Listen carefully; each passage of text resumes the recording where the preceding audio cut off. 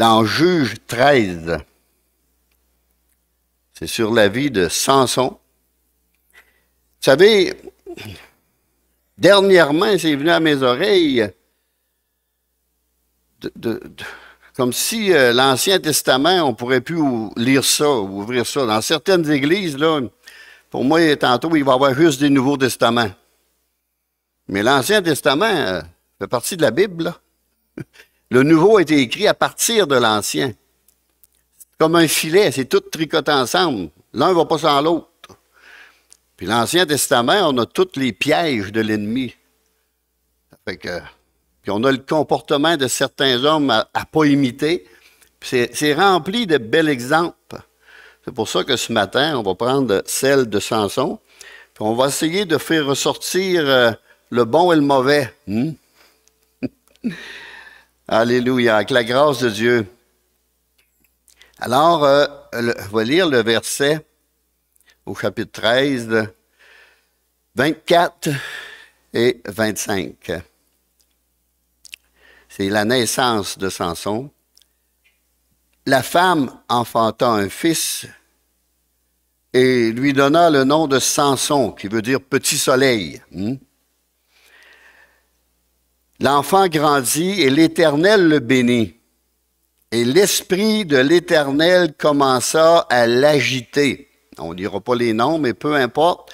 Ce qui est important, c'est que l'Esprit de l'Éternel a commencé à l'agiter, le saisir et l'utiliser.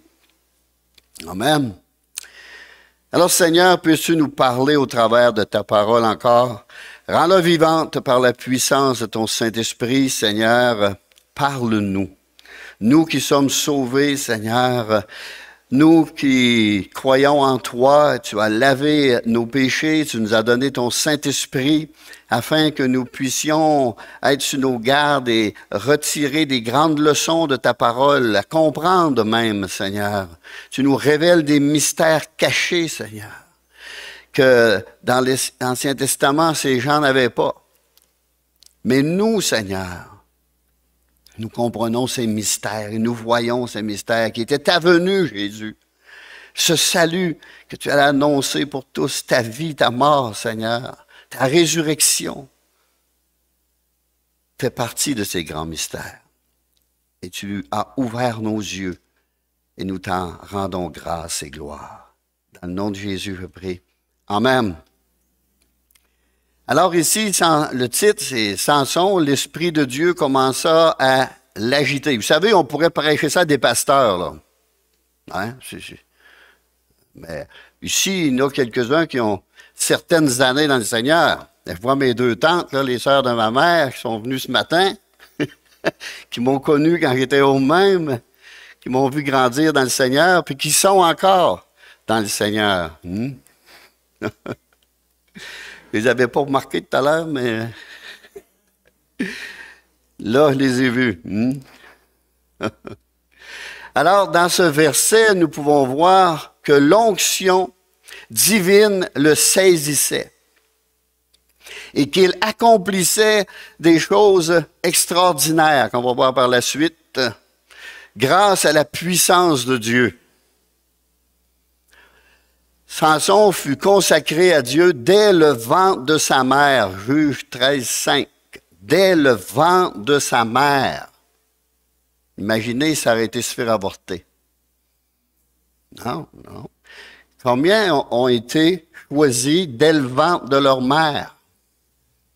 Dès le ventre. Dieu avait... Il faut qu'il y ait un Samson.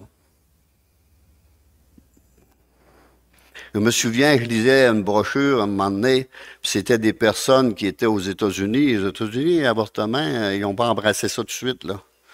Puis il y avait beaucoup de chrétiens qui étaient là pour essayer de faire revirer les femmes qui allaient pour l'avortement. Puis ils ont réussi au moins avec une, là. Puis cet homme-là est devenu un grand évangéliste international, là. Parce qu'il a vécu. Dieu l'a gardé, Dieu l'a protégé. Alors, on ne sait jamais ce qu'on va mettre au monde. Et ce sera lui qui commencera à délivrer Israël de la main des Philistins. Ça, c'est l'ennemi. Ça, quand on voit des Philistins, on voit des démons. Ces petits hadissabs-là. C'est aussi pire que les maringouins, là. Puis les frappes à bord. Et la clé de l'onction de Samson était de laisser ses cheveux pousser. Il y avait d'autres choses, mais on va s'arrêter à cela. Le rasoir ne devait pas passer sur sa tête. Il faut bien comprendre que la force de Samson ne résidait pas dans ses cheveux, mais bien dans sa consécration à l'Éternel, dont ses cheveux en étaient le symbole. Il n'y a aucune force d'un cheveu, là. C'est le symbole de sa consécration. Ce que l'ennemi veut, c'est de voler l'onction dans notre vie. C'est ça que l'ennemi, il s'acharne, puis il veut enlever l'onction, faire mourir l'esprit, si vous aimez mieux. Il connaît chacune de nos faiblesses, et ce n'est pas d'hier que Satan étudie les êtres humains, afin de trouver leurs défauts. Il a l'œil pour ça, puis il est exercé pour ça, puis il le voit de suite. Plus vite que nous, on va le voir dans quelqu'un.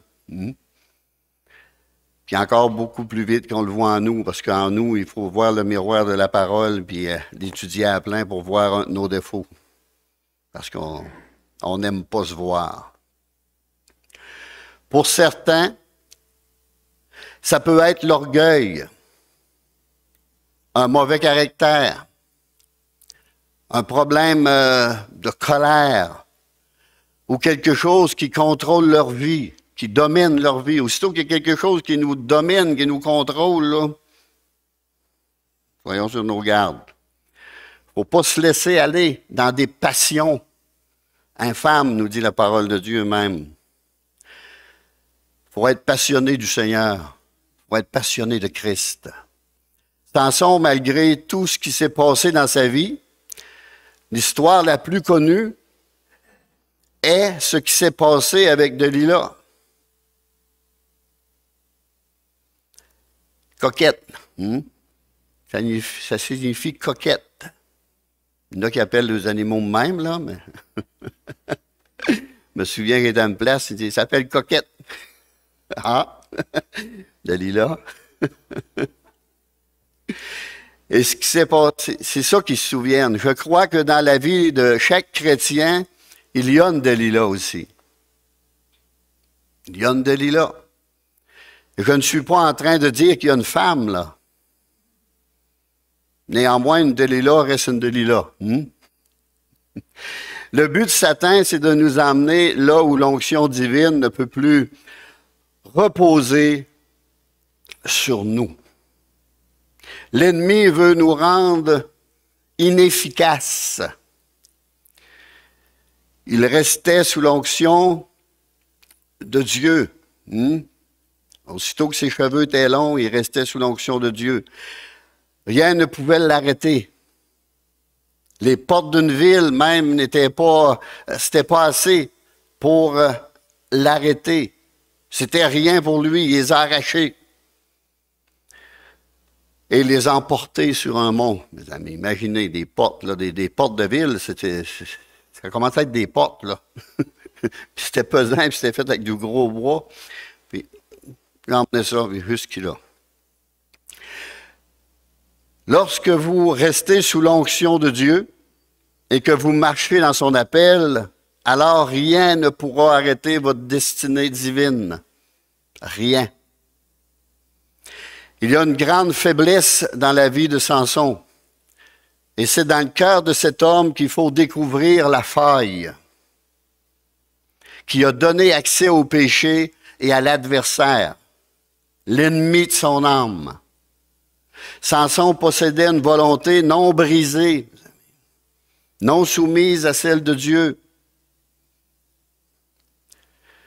Quand c'est pas une volonté non brisée, vous verrez jamais quelqu'un qui a une volonté non brisée se soumettre à Dieu. C'est impossible. Dieu commence par nous briser. Brisement. On n'entend plus de prédication sur ça, le brisement aujourd'hui. Il a l'air d'un passé date, hein? Mais il y a le brisement dans nos vies, là. Alors, il faut que ça brise pour être soumis à celle de Dieu. Samson cherchait ce qui lui plaisait et non ce qui était agréable au Seigneur. Apprenons que l'insoumission de cœur est la source certaine de la ruine spirituelle. Vous savez, quand on a un exemple dans la Bible, il faut y croire. Moi, je me suis éloigné de Dieu, mais quand j'ai revenu, j'ai lu les Proverbes. Je me suis vu partout. Mais Seigneur, j'aurais dû lire ça avant. J'aurais dû lire ça. Tu vois toutes tes erreurs, tu vois toutes tes fautes, tu vois tous tes manquements, tu vois tout.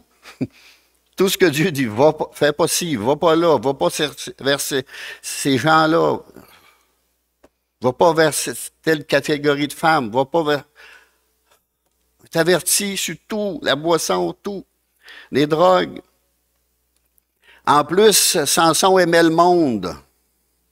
Il aimait le monde et les choses qui sont dans le monde.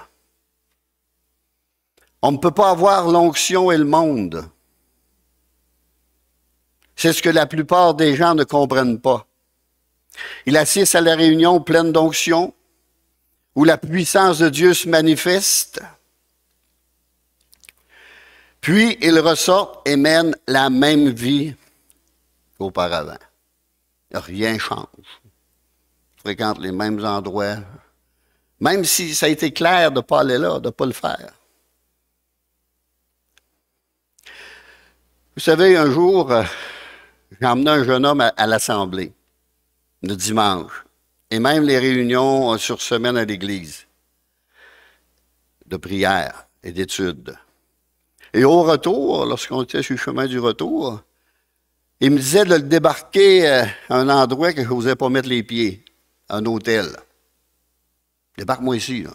Débarque-moi ici. Je ne comprenais pas trop dans ma tête ce qu'il avait saisi, parce que tu ne peux pas louer le Seigneur et l'adorer, puis après ça, aller dans l'hôtel d'un lieu de débauche, de mensonge, d'histoire à double sens. Et un jour, je lui ai dit, que dirais-tu si c'était moi qui débarquerais à l'hôtel?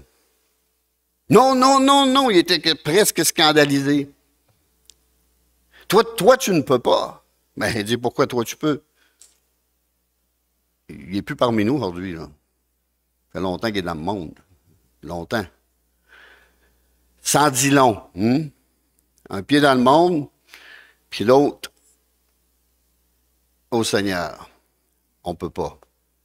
On ne peut pas marcher comme ça. Samson avait un autre problème. Les femmes. Les femmes. 3 femmes passèrent dans la vie de Samson. Une fille des Philistins, que son père avait dit de ne pas marier. Mais il aimait ça, s'amuser, puis mettre la peste ensemble un peu, là, puis montrer qu'il y avait de la force. Après ça, une prostituée de Gaza. Elle commence, il s'est marié avec une, mais après ça, il a été vers les prostituées. Et Delila, qui flatta Samson, puis le tourmenta et l'importuna chaque jour. Chaque jour. Ça représente bien Satan dans sa persévérance et sa puissance de séduction. Si vous venez à l'Église et que votre vie n'est pas à l'exemple de celle d'un enfant de Dieu, sans que vous soyez convaincu de péché, alors je veux que vous sachiez que l'Esprit de Dieu ne fait pas partie de votre vie. Parce que l'Esprit de Dieu plaide. Et si on entend des messages, la parole de Dieu, puis notre vie ne change pas, le Saint-Esprit n'est pas là. Vous avez besoin du Saint-Esprit. Puis ça, c'est une invitation qu'il faut faire. Seigneur, donne-moi ton esprit. Parle-moi par ton esprit. Parce que l'esprit fait tout, mes amis. Samson couchait avec le monde. Il aimait le monde et les choses qui sont dans le monde. Même si l'onction reposait sur sa vie, le désir des choses charnelles était plus fort. Ça n'avait pas été brisé parce que la présence de Dieu se manifestait d'une façon extraordinaire. Il croyait pouvoir jouer avec les choses du monde sans jamais en payer les conséquences. Tombons pas dans cette illusion-là. Samson a laissé rentrer le compromis dans sa vie. On va aller maintenant dans Juge 15. On va lire le verset 11 à 15. Sur quoi 3000 hommes de Juda descendirent à la caverne du rocher d'Étam et dirent à Samson, ne sais-tu pas que les Philistins dominent sur nous? Que nous as-tu donc fait? Il aimait ça s'amuser avec l'ennemi. Hein? Que nous as-tu donc fait? Il avait été appelé pour libérer le peuple. Il leur répondit, je les ai traités comme ils m'ont traité.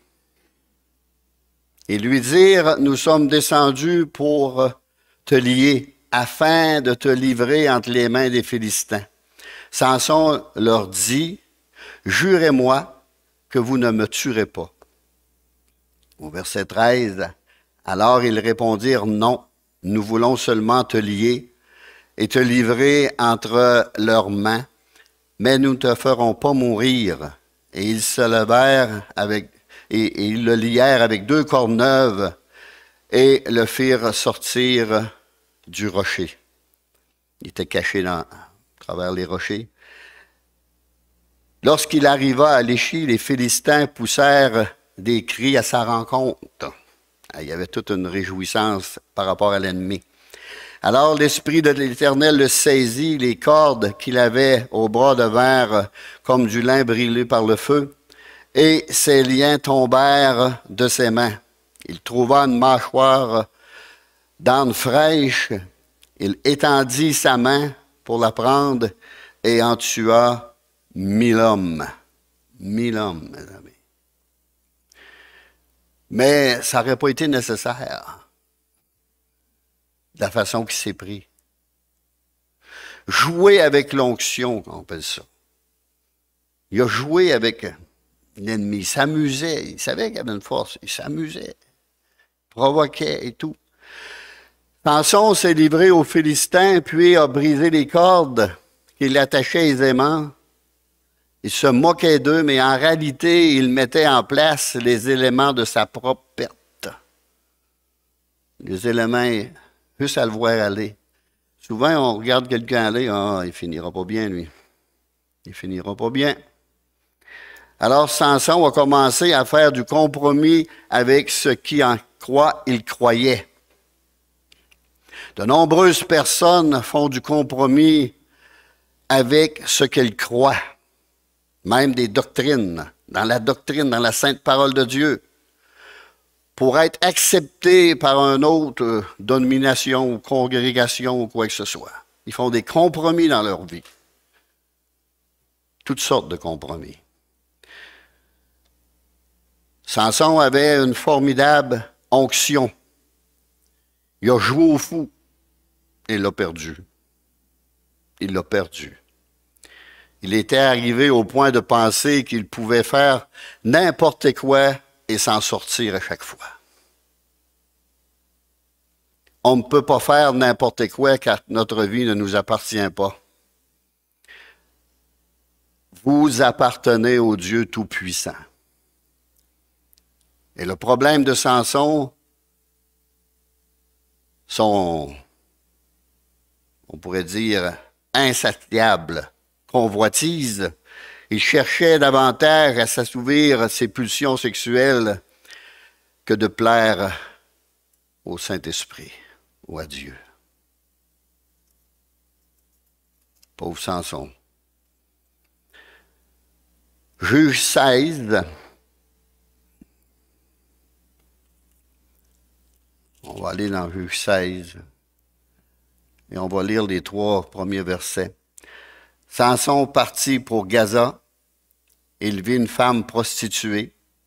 Il entra chez elle et dit aux gens de Gaza, Samson est arrivé. est arrivé ici et ils l'environnèrent et se tinrent en embuscade toute la nuit à la porte de la ville. Ils restèrent tranquilles toute la nuit, disant au point du jour, nous le tuerons. Samson demeura couché jusqu'à minuit. Vers minuit, il se leva et il saisit les battants de la porte de la ville et les deux poteaux, les arracha avec une barre, les mit sur ses épaules et les porta sur le sommet de la montagne qui est en face de Hébron. Il a encore joué avec le péché. Il était pris avec un très grand problème, on pourrait dire la convoitise de la chair. Il vit une femme prostituée, il entra chez elle. Il aurait dû fuir puis se sauver. Mais non, ça l'attirait, on dirait. La convoitise, lorsqu'elle a conçu, enfante le péché. On va aller le lire dans Jacques. Jacques nous en parle. Jacques avait très bien compris cela. Jacques est un des frères de Jésus, en passant. On va lire Jacques 1, verset 13. Que personne, lorsqu'il est tenté, ne dise c'est Dieu qui me tente.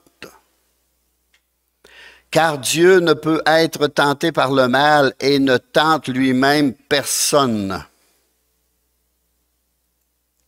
Mais chacun de nous est tenté quand il est attiré et amorcé par sa propre convoitise.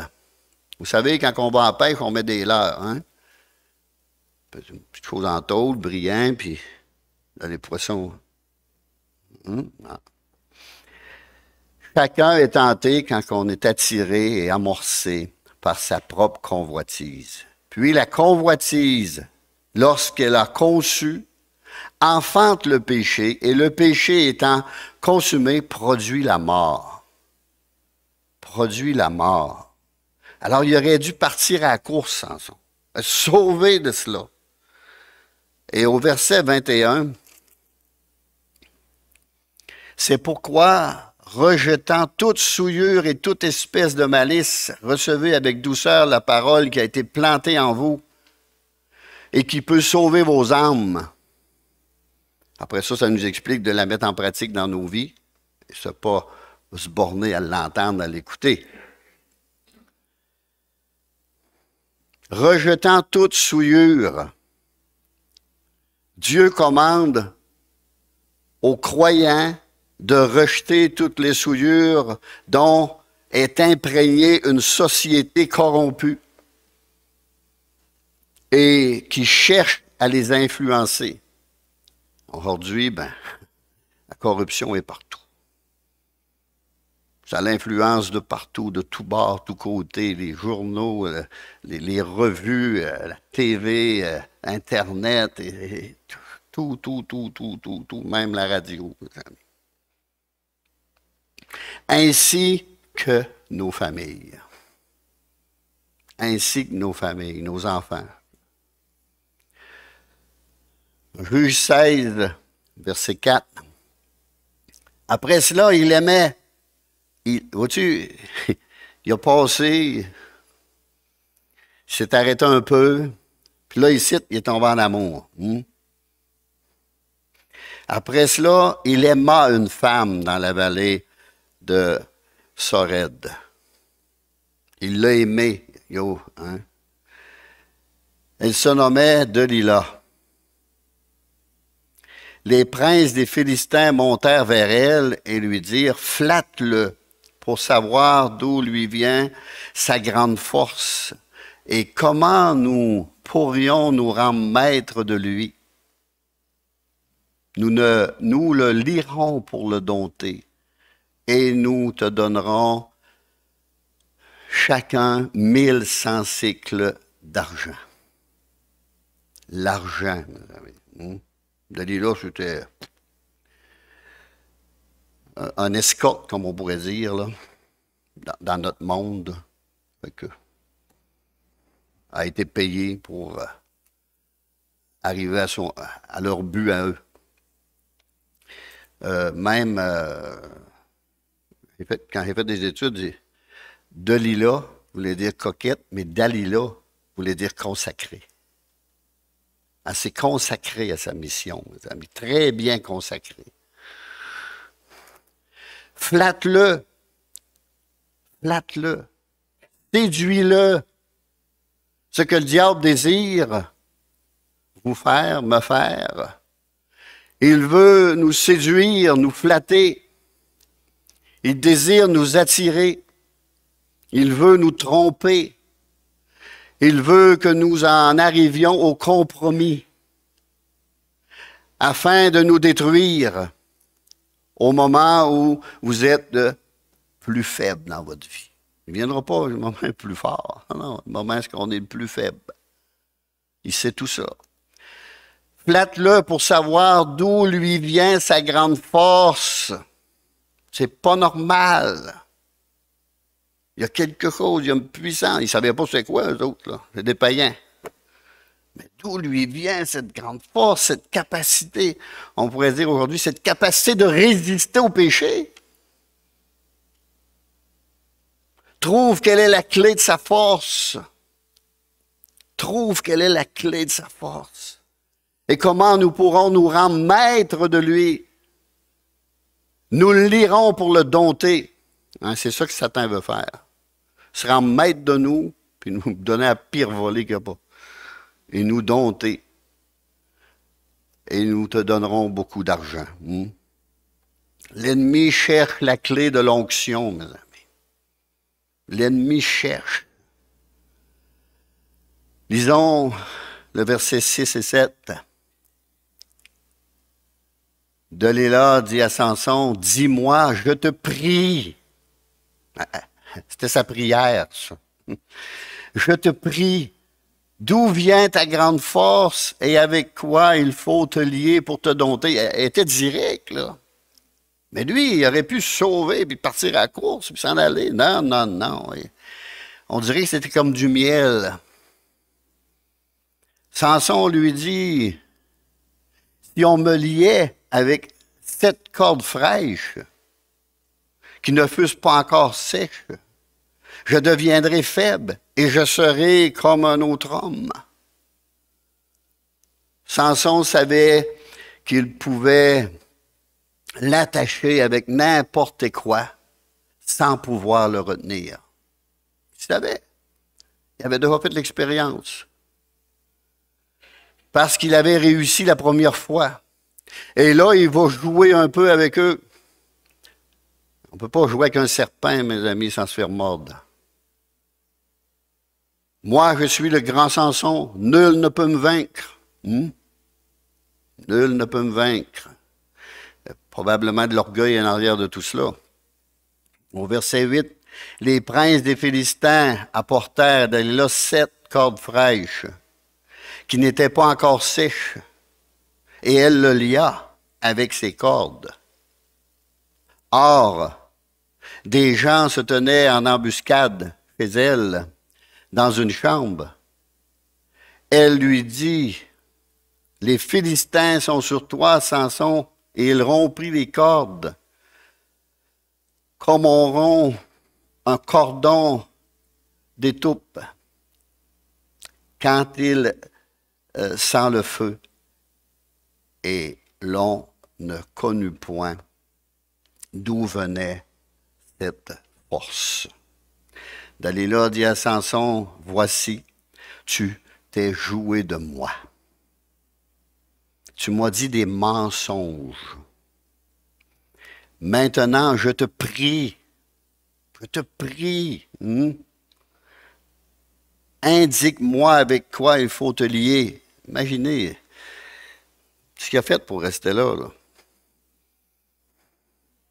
Elle lui disait clairement, là, je veux te détruire, Samson, je veux t'avoir. Elle l'a eu aussi.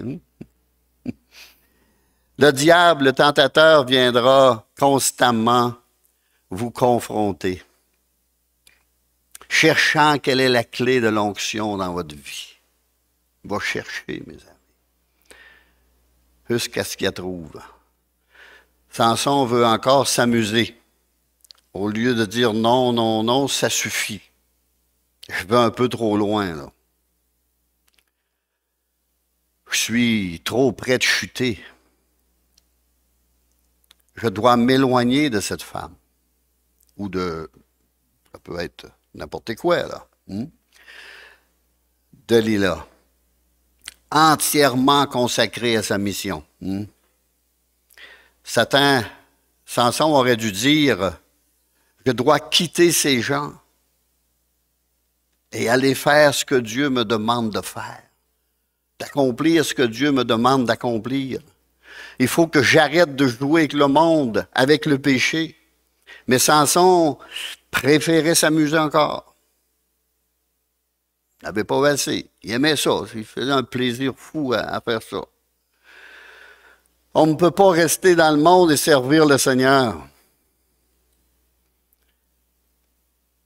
Vous m'en reparlerez dans 2, 3 ans ou dans 5. Où en sont-ils? Plus près du Seigneur ou plus loin? Ceux qui ont fait cela. Plus affamés de Dieu ou moins? Plus en feu pour le Seigneur ou moins? Si c'est moins, alors vous devez changer votre style de vie afin d'être rempli du Saint-Esprit, mes amis. Puis quitter certains endroits. Chapitre 16, verset 11. Il lui dit, si on me liait avec des cordes neuves, dont on se fut jamais servi, je deviendrai faible et je serai comme un autre homme. Dalila prit des cordes neuves avec lesquelles elle le lia. Puis elle dit, les Philistins sont sur toi, Samson. Or, des gens se tenaient en embuscade dans une chambre. Ils n'étaient pas loin, là, à la porte d'à côté.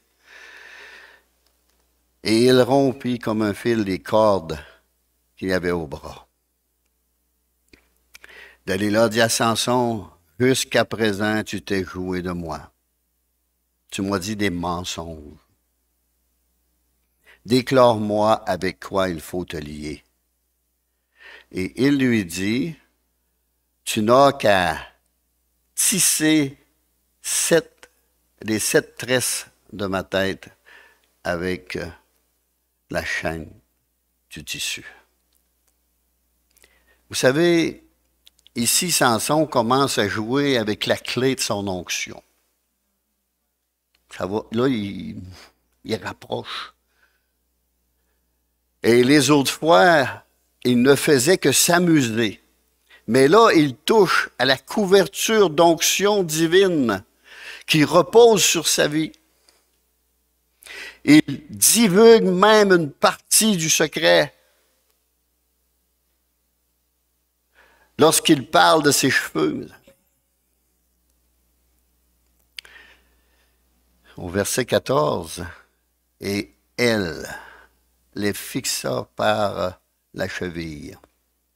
Puis elle lui dit, les Philistins sont sur toi, Samson. Il se réveilla de son sommeil et arracha la cheville du tissu et le tissu. Elle lui dit, comment peux-tu dire « je t'aime » C'est le péché qui parle ici. Comment peux-tu dire « je t'aime » puisque ton cœur n'est pas avec moi? Voilà 3 fois que tu t'es joué de moi. Et tu ne m'as pas déclaré d'où vient ta grande force. Comme elle était chaque jour, à le tourmenter, à l'importuner par ses instances, son âme s'impatienta jusqu'à la mort. Il est devenu impatient, mes amis. Ça, c'est un... Madame, c'est un secret qui vient d'être divulgué ici, là. Jouez pas à ça. Elle le harcelait chaque jour. Elle fit ce que seule une femme est capable de faire. Je ne pointe pas personne. Matin, midi, soir. Matin, midi, soir. Tu ne m'aimes pas. C'était tellement insupportable que Samson voulait mourir. Il a dit, mon âme s'impatiente à la mort. Va-t'en, pauvre toi. C'était le supplice de la goutte d'eau. Proverbe 21, 19. Vaut mieux habiter dans une terre déserte qu'avec une femme querelleuse et irritable.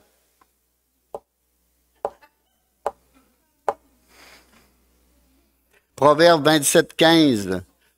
Une gouttière continue dans un jour et une femme querelleuse sont choses semblables. Cette femme n'a pas cessé de le harceler continuellement.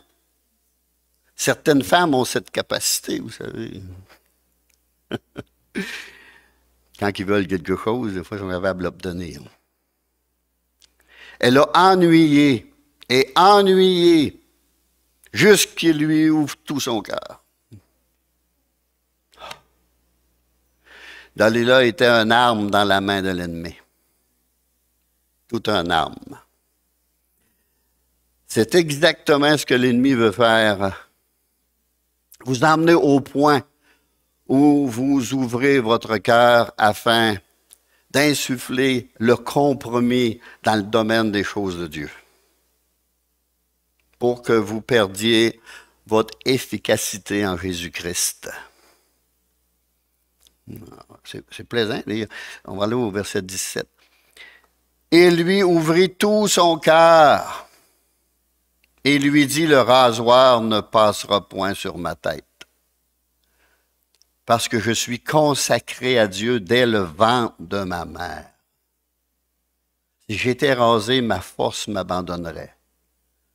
Je deviendrais faible et je serais comme tout autre homme. Dalila, voyant qu'il lui avait ouvert tout son cœur, elle s'est aperçue de ça. Envoya appeler les princes des Philistins et leur fit dire, montez cette fois, car il m'a ouvert tout son cœur. Et les princes des Philistins montèrent vers elle, apportèrent l'argent dans leurs mains. Elle l'endormit sur ses genoux. Le péché, c'est ça, il nous endort. Et ayant appelé un homme, elle rasa les 7 tresses de la tête de Samson. C'est elle-même qui l'a fait. Et commença aussi à le dompter. Il perdit sa force. Vois-tu? Et commença ainsi à le dompter. Même à s'est aperçu qu'il était moins fort. Elle dit alors, les Philistins sont sur toi, Samson. Il se réveilla de son sommeil et dit, je m'en tirerai comme les autres fois, et je me dégagerai. Il ne savait pas que l'Éternel s'était retiré de lui. Il ne le savait pas. Il ne le savait pas, mes amis.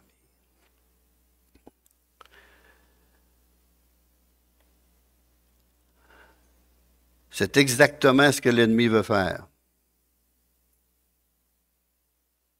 Nous emmenons à un point où on lui livre tout notre cœur. Samson est arrivé à croire que même si on lui raserait la tête, il resterait invincible. T'es rendu à croire cela? Le péché. Je vais me lever et me libérer de ces cordes. Je m'en sortirai comme les autres fois. Je m'en sortirai comme les autres fois. Ça, c'était ce qu'il pensait. Mais il ne savait pas que l'Éternel s'était retiré de lui. Et ça, c'est grave de ne pas le savoir. Les autres s'en aperçoivent. C'est moi vous dire que les autres s'en aperçoivent. Mais lui ne s'en rendait pas compte. L'onction disparaît. L'onction disparaît. Et on ne s'en rend pas compte. D'aucune façon. Il y a des gens actuellement dans certaines églises qui ont perdu l'onction et qui n'en sont pas conscients, mes amis. Ça peut être des pasteurs, des diacres, des anciens, des serviteurs, des servantes de Dieu, des membres de l'Église qui ont perdu l'onction sans le savoir. Sans le savoir. Ils ne savent pas. D'aucune façon. Là, ils ne savent pas du tout, du tout. C'est très dangereux d'en être rendu là. Verset 21.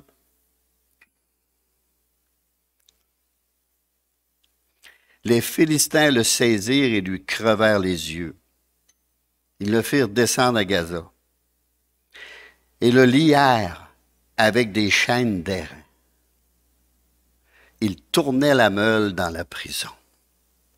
Cependant, les cheveux de sa tête recommençaient à croître depuis qu'il avait été rasé. Ici, nous voyons ce qui se passe quand l'onction n'est plus. Première chose, en perdant ses cheveux, il perdit sa couverture spirituelle.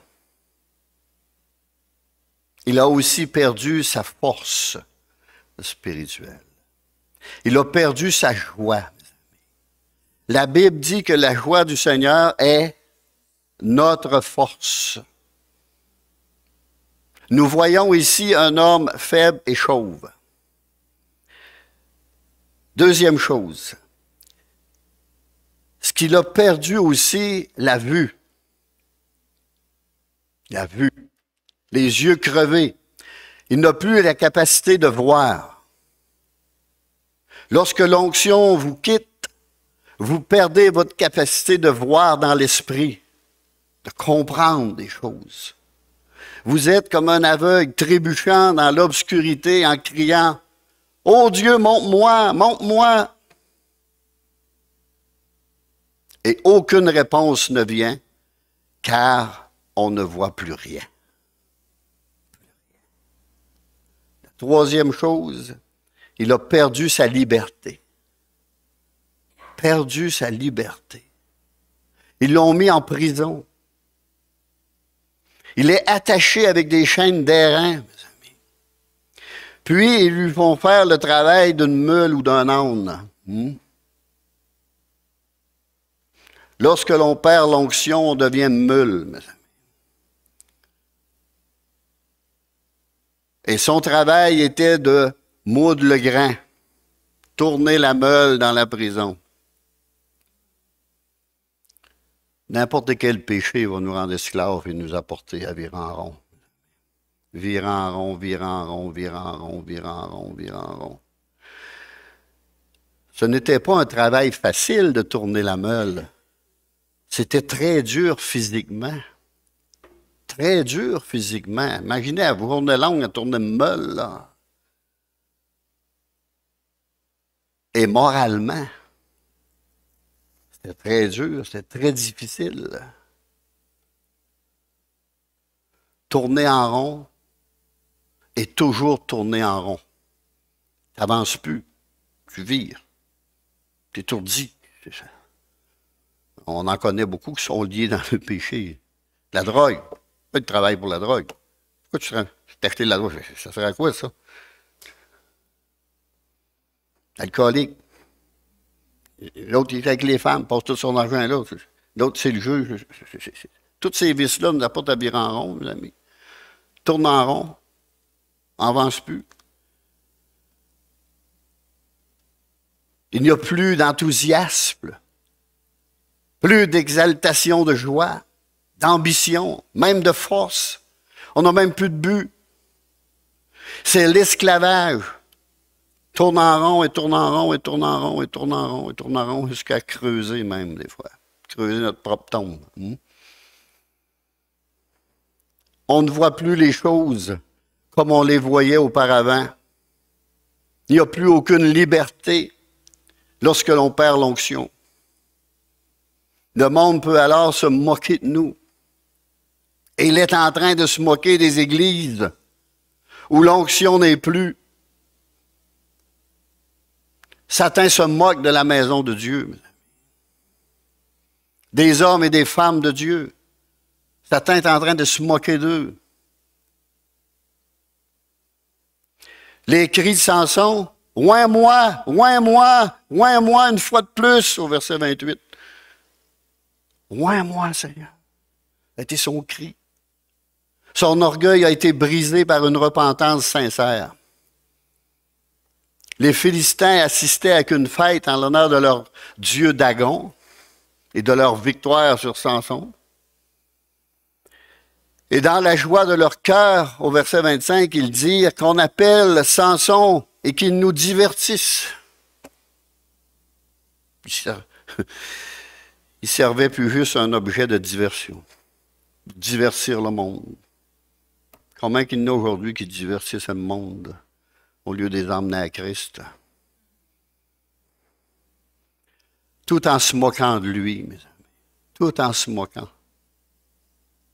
C'est dans cet état de faiblesse que Samson se rappela ce qui reposait sur sa vie auparavant.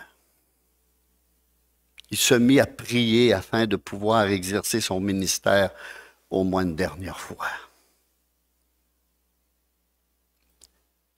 Et il remporta la victoire sur l'ennemi. Le temple s'effondra sur tout le monde. Et on peut dire que Samson a accompli plus à travers sa mort que pendant sa vie. C'est pour ça, mes amis, il faut mourir à nous-mêmes. Puis vite. Si on veut accomplir quelque chose pour Dieu. Alors, qui est votre Dalila en ce moment? On ne lit pas juste pour lire. On lit parce qu'il faut que Dieu nous parle. Hein? Là, il faut rentrer en nous-mêmes et dire, c'est qui notre Dalila en ce moment? Une femme qui vous harcèle, vous tourmente continuellement? Coupez les liens, mes amis. Coupez les liens avec cette Dalila avant qu'elle ne détruise votre vie complètement. Parce qu'on voit ici ce qui s'est passé. Cette Dalila peut être vos soi-disant amis aussi. Les soi-disant amis. Ça peut être aussi autre chose. Il faut la trouver. Ne laissez jamais le diable vous voler l'onction. Jamais. Gardez la touche de Dieu dans votre vie. Il faut garder cela. Gardez cela. Dieu même, il chérit l'esprit qu'il a mis en vous. Il ne veut pas que personne enlève ça, personne attaque cela. Hébreux 12, le péché qui nous enveloppe si facilement, on a l'exemple ici. Si facilement, il s'est laissé aller jusqu'à la destruction quasiment. Vous savez, Hébreux 12 nous parle de correction de la part de Dieu.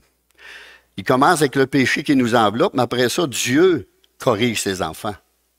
S'il voit qu'il faut s'éloigner, il va amener une correction. Ce qu'il veut le ramener. Ah, ça va ensemble, ça, dans Hébreux 12. Là. Après ça, il dit, comme nous, on corrige nos enfants, Dieu nous corrige. Puis ça, c'est des épreuves. Des épreuves de toutes sortes qui nous arrivent pour qu'on change de voie. Il finit, Hébreux 12, avec de redresser ce qui est boiteux. Redresse ce qui est boiteux. Redresse, débarrasse-toi de Dalila, là. Il ne faut pas jouer avec cette femme-là, avec le diable, d'aucune façon, mes amis. Il faut fuir ça comme la peste. Vous savez, les gens mariés, il peut en arriver une Dalila, là. Intéressez-vous même pas à ça. Ça va être un piège, de toute façon, pour vous détruire, pour tuer l'esprit en vous.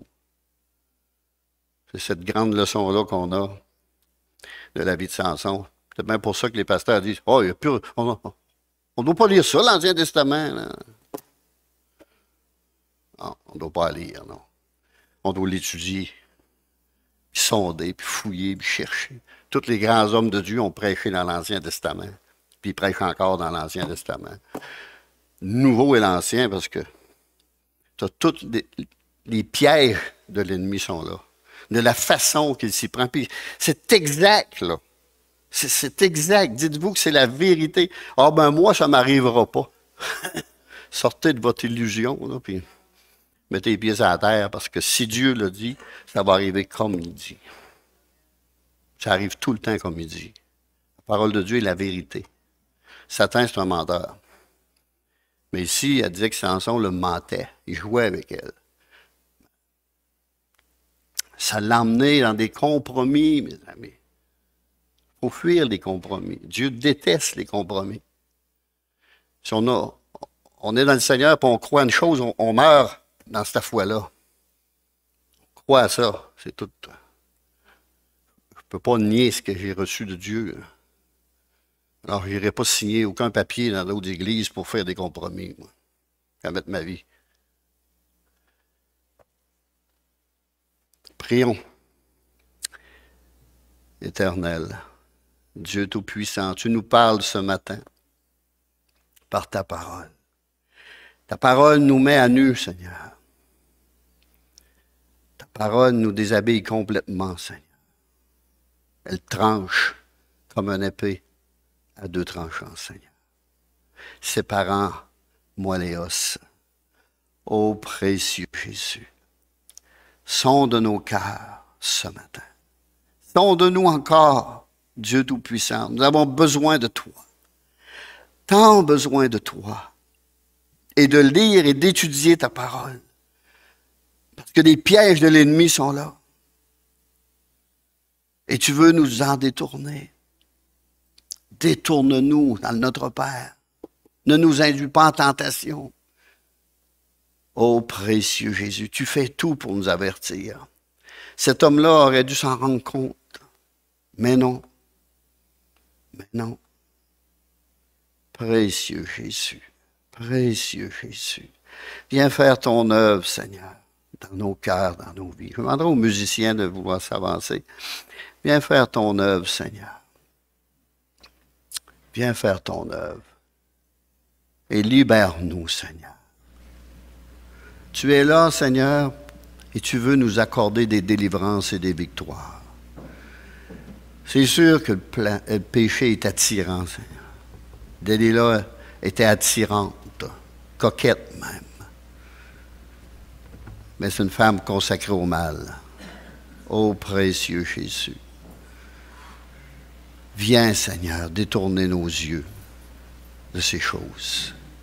Que nos yeux soient fixés sur toi, Seigneur, et sur toi seul. Et nous serons dans la joie. Et nous serons dans la joie. Alléluia. Et dans la paix.